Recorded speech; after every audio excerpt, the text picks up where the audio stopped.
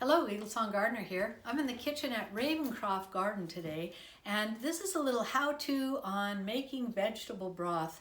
This is a great way to use up the bits and pieces of vegetables when you're cooking.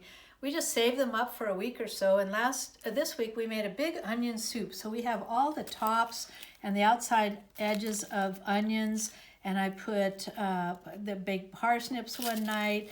There's celery, leek tops, all kinds of things, and a Ganoderm mushroom that's going to be in here because this cooks for about 3 or 4 hours, getting all the goodness out of these vegetables. So just going to add water to this, and then we just simmer it for 3 to 4 hours and keep topping the water up as it boils down. And so that is the process.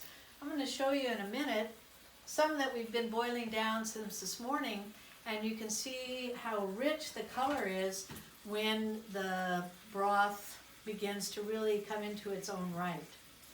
All right, so we've got, now this is filled with water, our vegetables. We'll put it on high heat to get it up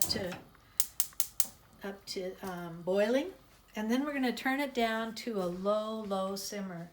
All right, so this one has been on since this morning when we were making the onion soup, and you can see the rich, incredible color